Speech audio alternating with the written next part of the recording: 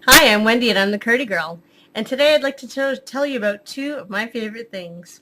One of them being cheese. That's hardly a surprise, now is it? But cheese mixed with beer. That's even more fun, isn't it?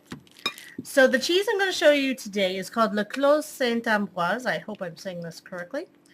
Le Clos St-Ambroise. And you see this, the little crown, and it says Kaiser. That is the mark that this is a Fritz Kaiser cheese from Montreal, Quebec. And typically, I think pretty well everything that this guy makes is worth eating and worth trying, and the price is right. So give Fritz Kaiser cheeses a try. They're all throughout Quebec. You can buy them in Ontario. You could probably buy it in most places, I'm hoping.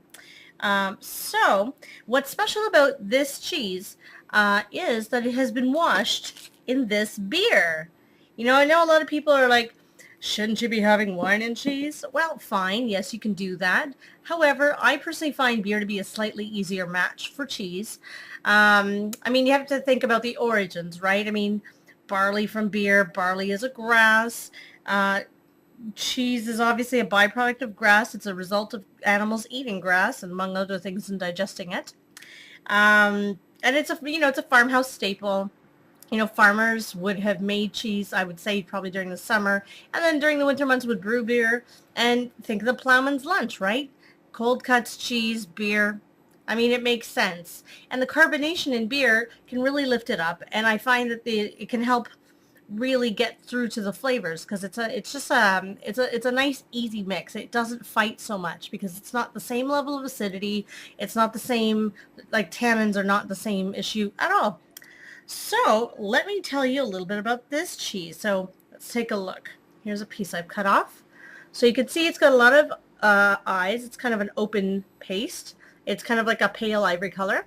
And it's a little bit of a white coating now because I've probably had this in my fridge for a bit. But it is a washed rind washed in that very beer. And so when they're aging this cheese, they wash it down with this beer. And so it ripens in. And so some of the flavors from the beer make their way into the cheese. So let's go in for a smell. It smells like a really ripe butter. Very nice. And then on the rind, it's a little bit different. It's a little more earthy and definitely hints of beer. So let's go in for a taste. It's like two different textures, which is really fun. So the paste itself, like the cheesy part there, is it's toothsome. It's chewy. It's kind of creamy, but it dissolves like it's a good like nice feel in your mouth. The rind itself is a little bit on the, when you're biting it, you can hear the grains, which is very characteristic of washed rinds. So now let's take a bit of this cheese. Like there's fruity notes in this too. Like you can tell there's like a hint of beer. Like beer's been here. So now cheese.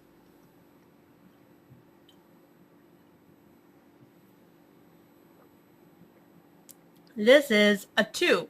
You know how like in the rating system of wine, when they're rating wines, they say basically 0 is like neutral, 1 is like slightly improved, and 2 is like bunzo. This is perfect. So when you mix these two together, it really heightens the fruity flavors, I find. But it's not like, I can't just tell you it's like an apple because it's not like that at all, but it's like there's like fruitiness to it. So now the St-Ambroise is brewed in Montreal from McAuslan. It's an excellent brewery, highly worth supporting. This is a pale ale.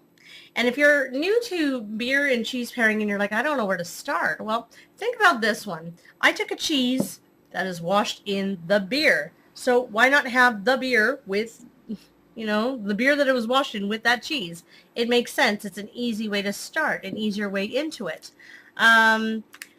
I mean, there's some classic pairings that you'll always find online, but this is like such an easy place to start.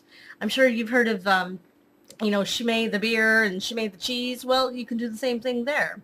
But really, like I think this is a nice pale ale, like a blonde pale ale, and I find that it's got the right level of carbonation, the right kind of notes to maybe work with a variety of cheeses, in my opinion. So. And I just want to say cheers to Nathan McNutt. He's one of my lovely viewers out there. It's his birthday today, and he is a beer brewer and a cheese fanatic. So happy birthday. And I do hope all of you will give beer and cheese a chance.